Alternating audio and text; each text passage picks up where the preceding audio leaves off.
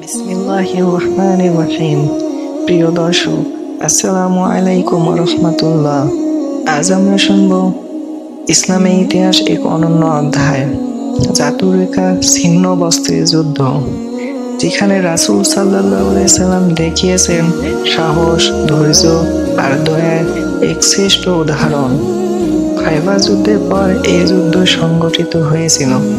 বনু মুহারিব ও বনু গাতফান মদিনার উপর আকস্মিক আক্রমণের পরিকল্পনা করে।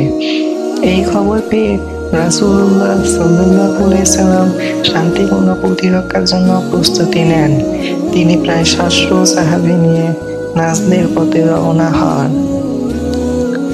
দীর্ঘ সফরের পর তারা পৌঁছান এক পাহাড়ি অঞ্চলে, যার নাম ছিল জাতুরেখা, অর্থাৎ পট্রি বা কাপড়ের পর্বত।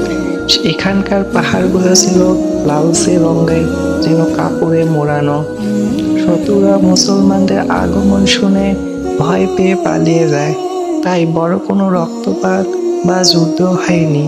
কিন্তু এই অভিযানে এমন কিছু ঘটনা ঘটে যা ইসলামী ইতিহাসে চিরস্মরণীয় হয়ে আছে।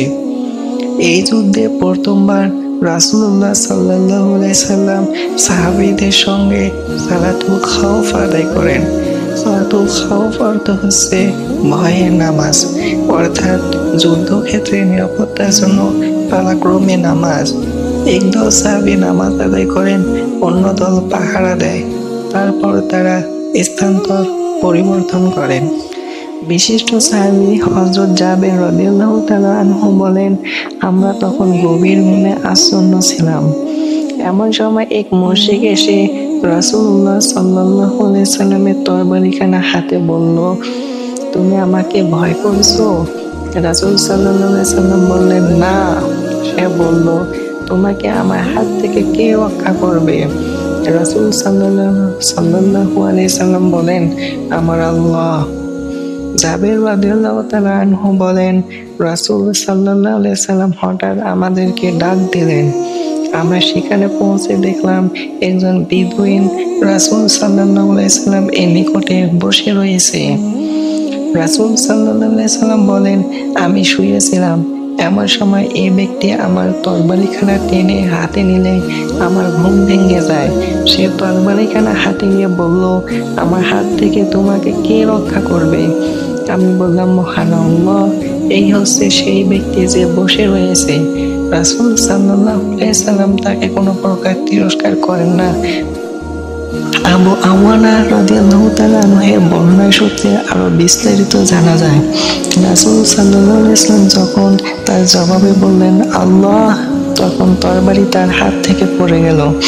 অতঃপর রাসূল সাল্লাল্লাহু আলাইহি সাল্লাম তরবারিখানা নিজ হাতে উঠিয়ে নিয়ে বলেন, এখন তোমাকে আমার হাত থেকে কে রক্ষা করবে?